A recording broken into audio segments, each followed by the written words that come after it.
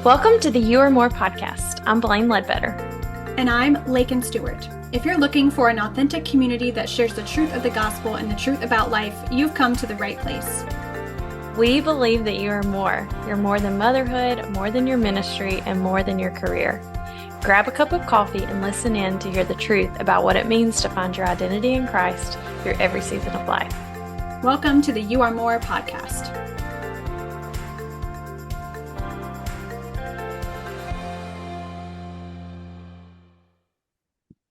Okay, welcome back to the You Are More podcast. We are so excited to be with y'all today. Today, we would like to shift gears just slightly and let's dive into careers. And part of our tagline is that you are more than your career. And so I'm going to pass it to Lakin, and she's going to start us off, and we hope you enjoy today's episode. Yeah, so as Blaine and I were trying to think about, we are both working moms. We work part-time / full-ish time, depending on the time of year. During year-end campaign season, we both edge on the side of full-time. We both work, we both have children, and we are both pastors' wives. So that's kind of the niche that we're at right now. In the past 2 episodes, we've covered motherhood and ministry, and the last piece of that triangle is, of course, career. And gosh, we've both done just a myriad of different things and had different life paths from a career perspective. I have been all over the place when it comes to dreams and aspirations, and just I'm an Enneagram 3, and if you know anything about the Enneagram, Enneagram 3s want to be successful and want everyone around them to know that they are successful. And so that's why when I texted Blaine and was like, Blaine, I want to start a podcast too, she was immediately like, Lakin, is this your Enneagram 3 talking? Yep. I had to. And so I was like, no, like, this is truly something that I really wanted to do for a while. Yeah. But yeah, so from a career perspective, if this is really for anyone who works, this can be, working mom, this could be working dog mom, this could be just working single woman, working, no matter what you do, is hard, because you grow up and you see your parents go off to work and you're like, one day I've got to do that. And as millennials, coming into the workforce after college and being in mounds of student debt is honestly really, really difficult. Much more difficult than the boomer generation that paid $47.26 for college. And we're paying $47,000 for college a year. And so, coming off of undergrad and being in mounds of debt and figuring out what to do career-wise is just really, really hard. So if you are in that space, you're not alone, because honestly, some days I'm still trying to figure it out. And I'm, almost, 7-8 years post college at this point. And so, my career journey of sorts has been kind of funky. I graduated high school from an arts school. I went down to an art school that was like 25 minutes from my, normal high school. And I did half-day arts classes. So like music theory, voice performance, piano, all of those things. And so my main goal in life was a voice performance degree from college and to perform for a living. Not doing that now. I nowhere near doing that now. And in college, my plan changed like 17 times, because my first year of school, I got diagnosed with vocal nodules, which are like basically, in Pitch Perfect, where they say I have nodes. That's essentially what that is. They're like big pimples on your vocal cords that won't go away.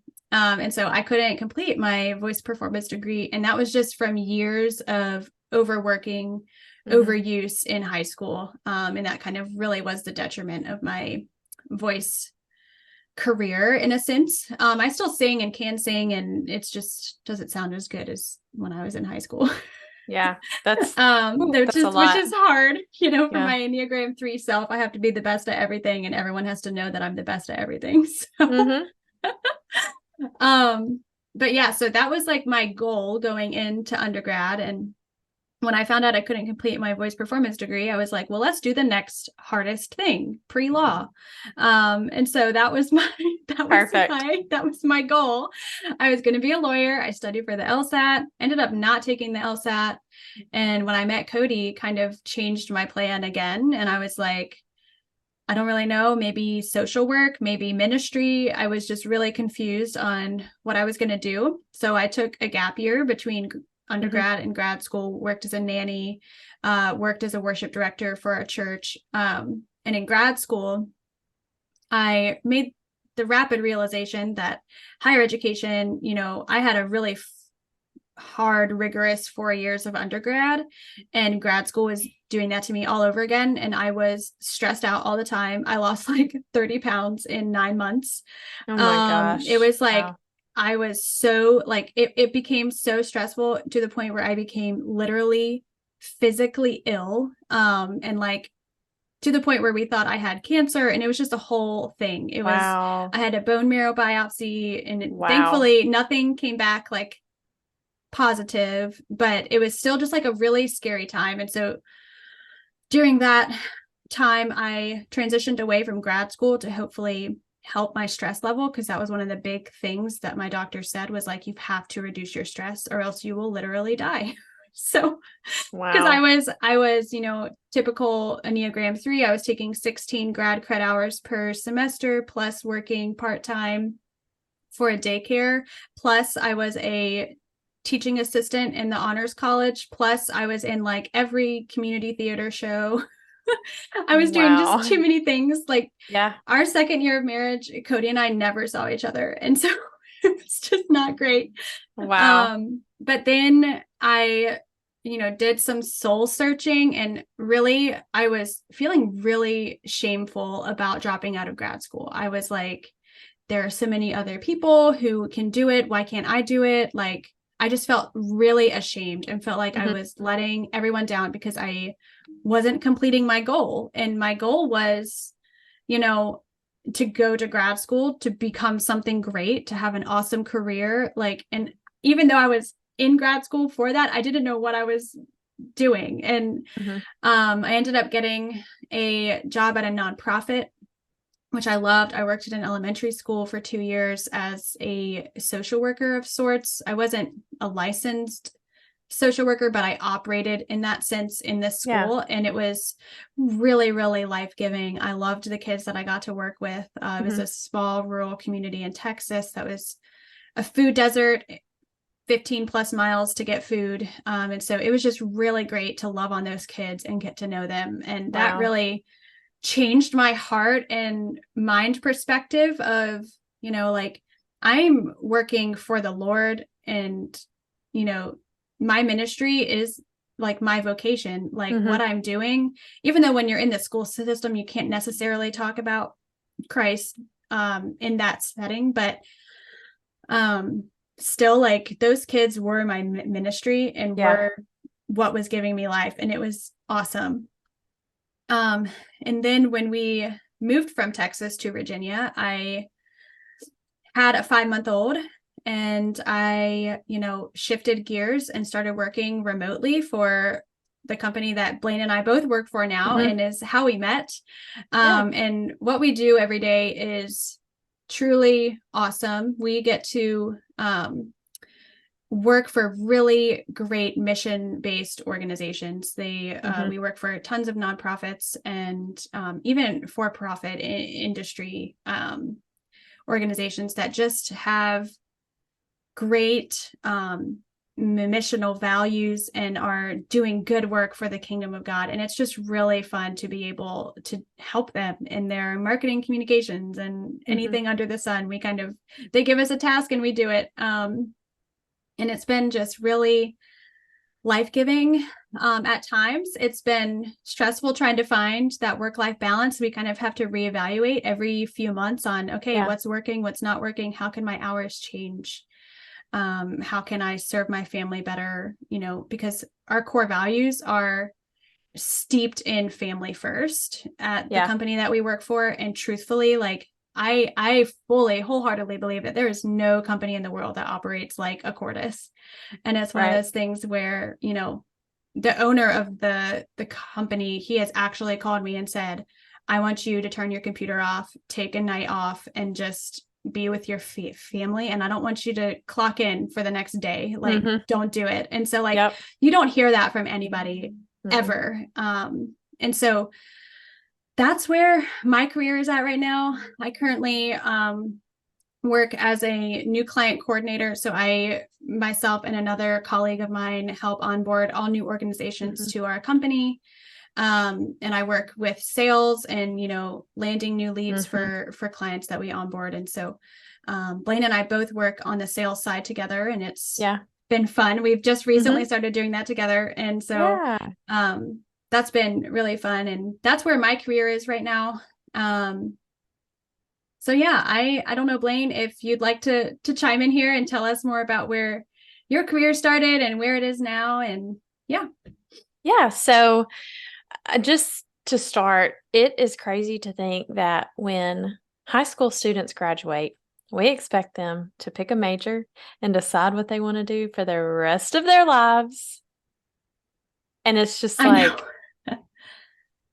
that's such a high standard. And I know that that's societal. But if you don't know what you're doing or what you want to do for the rest of your life, and you're 18, 19, 32, that's okay. 45, that's okay. You don't have to have it all figured out.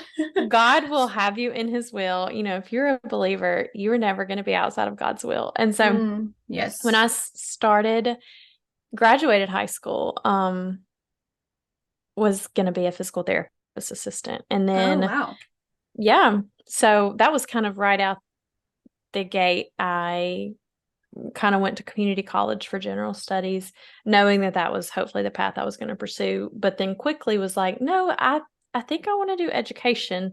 Come from a long line of many educators in my family, and thought, maybe I could do that. Maybe like higher education, not necessarily kindergartners. Love you, but no.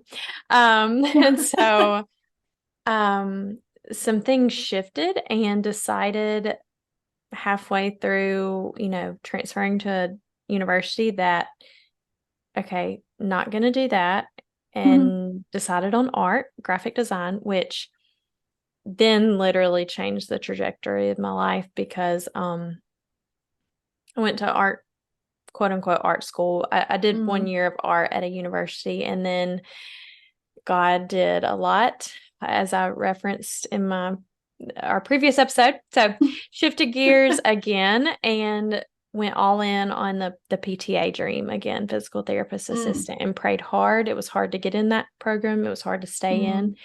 Thought I'd be working there for a very, very long time. Then realized maybe that along the way, I was like, I'm an Enneagram 7. And if you know about Enneagram 7s, we like new things. We like variety. We like adventure. And so monotony is just like, to us, just the most painful thing ever. I can't even imagine. Never thought that I would be a stay-at-home mom or a work-from-home mom. Me neither. Ever. I mean, I remember clearly saying it before we ever had kids. If God wants that desire in my heart, he's going to have to place it there, and he's going to have to call me home, force me home. And definitely shifted. I went part-time after we had our first, and still a PTA. And then, when COVID happened, and it kind of that forced most people home, I was in healthcare, but that whole season of 2020 and COVID, had to stay home and had to be home with my kids, and definitely learned how to do that, and lots of adjustments. I leaned into some marketing. I guess I'm a serial entrepreneur, but really, wanted to start a marketing company just so that I could have something that I was the boss of myself. It was different. It was not healthcare. It was not that. And long story short, through a series of, who I found this job that a Cordis where Lakin and I met and have worn many jobs. I mean, have worn many hats. Yeah. In that job. I love it's great because it has been a variety and I have not so unknowingly I have not just done the same thing throughout this entire time of staying home and working from home, which even is a whole other like balance because I mean it's work and my kids are also here and if they're not, I don't know, it's just has taught me good boundaries, but I, in the midst of all that, too, in the last 3 years, was like, oh, I want to be a birth doula. And so crazy. But that was my heart. That I loved talking about birth. I love supporting women. There is nothing like getting to be with a family when they meet their baby for the first time and birth their child. And so, but have realized in the past few months that God was like, I know that's your heart and your desire, but like you're going to have to put a pause on it because I've given you these kids to shepherd. And again, it's that margin thing. Like I had to make margin somewhere. And so even though that's on hold, I hope it's just on hold and not a shut door forever. It's definitely has brought me some just incredible people into my life. Getting to see babies born is just a miracle from God. And you know what? It was really hard to shift out of that PTA career because I'd worked so hard for it. Yeah. I'd worked so hard to get there and had spent so many years in school and so much money to get through school. And that was hard to let go because it was really like a trust, like, God, I don't know what you're doing, but you got to do it. So, what happens when your career shifts and you don't have that identity anymore? That's really hard. And what if you're in a career that you don't love? What if you're out there and you're like, I hate this job? But I think that's a big difference between generations past and generations now is millennials, Gen Zers, love to love their work. We want to love our work. It has to give us, something in return except for a paycheck. Like we have to feel like we're doing, I mean, and I won't speak for, the entire millennial Gen Z generation, but we really do have to feel like what we are doing is worthwhile. Right. And that we are like, our generations are some of the most altruistic generations that have ever walked the planet of like, we want to give back. We want to do things to help others. Like we are searching for the right job that can help others and really give us the fulfillment that we want, because it's not just about a paycheck. It's about the people we're serving and the mission of the organization and what they're doing. And I think that's just a big difference and a generational gap when it comes to careers. Oh yeah. I would, speaking into that, just thrive where you're at until God calls you somewhere else. I mean, there have been plenty of jobs that I have really mentally, emotionally, it's just not been good. And I knew though that I had to stay there a little longer. And God brought me out at the exact right time that He was always going to. Like He never left me. And He has always provided every need, according to His riches and glory. Like He has provided that, but He didn't put me there by accident. And so just also if you're in a job like that you don't like and that you don't feel as fulfilling, like God put you there for a reason and He wants you to see the fruit of it. And you might not see it now, but I guarantee you 10 years from now, you will see. You will. Yeah. Yeah. Something that I had written in our notes that I was thinking about is just something that I struggled with, and I know I'm not alone, but it's just imposter syndrome. Yep. As a PTA, I was like, what if they find out I really don't know what I'm doing? I did. The truth was, I did know what I was doing. I Yeah. cared for my patients so well. Oh, I know you did, Blaine. I know you Same did. for doula. I'm like, Yeah. I feel like such an imposter. Like, I really don't know how to do this. I mean, I thankfully, the job I'm in now, all my coworkers, y'all know I really don't know what I'm doing, No one but knows I'm what we're gonna doing. learn it and I'm not We're gonna all, pretend. I and it's know. all like we always take a mindset of owning it and just being Yeah. like, hey, we don't know what we're doing here, but we're going to try our darndest to get it right. Yes, yes. And so that is so hard if Yeah. you know, it's crazy when people say it and you're like, are you serious? You think you don't know what you're doing in your career? You're like the best XYZ out there. Like you know what you're doing. You're so good at your job, but Yeah. it's really this internal struggle that is just not talked about enough. But I swear I struggle with imposter syndrome in Me some too. careers. Especially because I did not go to school for what I'm doing now. And so like Me too. these big organizations come to me and they're like, "So what's the marketing strategy?" And I'm like, "Well, here's what I think would be good."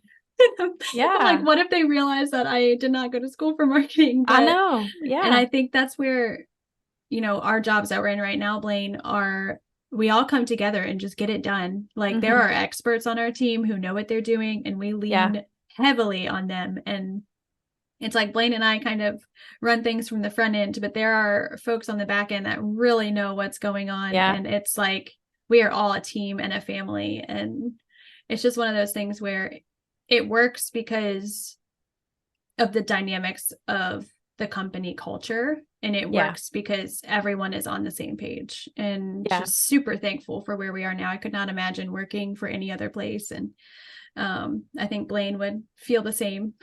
I agree. This is not a job that I thought I'd ever have, but I'm doing what I feel like I've always wanted to do. I mean, I have a heart for missions. I mean, have imagined or dreamed before that we would be on the mission field, like I would be in Africa or Asia or some other continent, foreign overseas mission work. But I get to do all of that. I get to help kids in foster care. I get to help human trafficking victims sitting right here and also Yep. raising my babies. Like that is way more than I could have ever imagined. Oh, I Still know. doing holy work, but in just the craziest way, In the like best way. Like, in the best way and and most it's, simple too. yeah, Like it's the simplest way. yeah. And we're doing kingdom work and Hmm. um doing it well. Like our company is growing and we're trying to scale and get all the right team Yeah. members in place. And it's really, really great place to work. Like since I've been a part of the team for about 2.5 years, and Hmm. we've grown like 10 times Yeah. what it was when I joined. Oh yeah. So it's super exciting to see just the work that we're doing. And I see you have a question here in our notes, Blaine, that what happens when your career is your identity? Yeah. And I can definitely fall into like my work is my identity, and I want to make sure I'm doing a good job because that's who I am. It's the good job that I'm Hmm. doing. And I'm here to Yeah. say from experience that your work is not your identity. No. Your identity is found in the Lord. And yes, He's given you abilities to complete your work and has given you, strength and power to push through the hard moments in life. But your identity is not found in the hard things that you do. It's found in the Lord who gets you through them. So Yeah. Yeah. I was just thinking with that question and with that note of you are so much more than what you do for your career, and every career job experience that you've had has prepared you for this season that you're in, especially career wise. And don't think that, don't get in the mindset of, all I do is make these milkshakes at Burger King or Chick-fil-A. All I do is wipe noses and grade papers at school. I'm just a teacher, or I'm just a nurse who dispenses medicine, or I'm just an accountant who counts the numbers. Who just runs numbers. No, like you're way more than that. Yeah. You are, because if you strip all that away, if you lost it tomorrow, you are still you who God has made you to be. And He has called you loved and valued. And He gave Jesus to die for you. And so He loves you so much. And you are so much more than your career and your current season. And,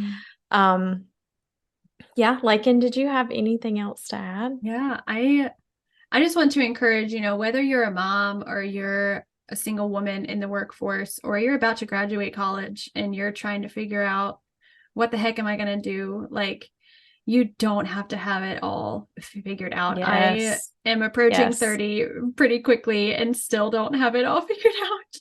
My job changes every week pretty much. And that's okay. And it's okay to not know what that is. It's okay, if you're out of college and, you're not dating anyone and you don't have marriage in the timeline for you right now, and you don't have kids, and like, there is a time and a season for everything in your life, and it doesn't have to be this cookie cutter thing. If you took 4 years or 14 years to graduate college, or you didn't go to college at all, and you are valuable, and you need to know that the Lord loves you regardless of where your life has taken you, what paths you've been on, and just that, your life is much more than the things that you do and your accomplishments. And that's something that I'm having to debunk daily in my life.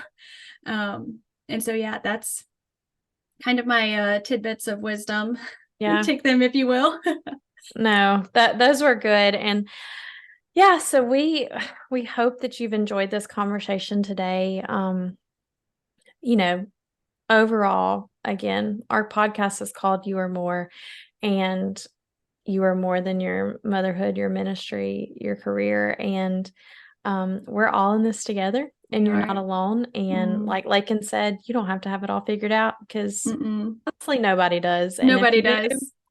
Good for you. You're faking it. Yeah. So we will be back next week with some more episodes. Yeah. And so follow us on Instagram at You Are More Pod.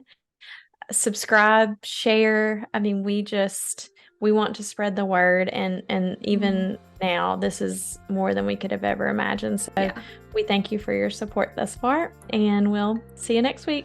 See ya.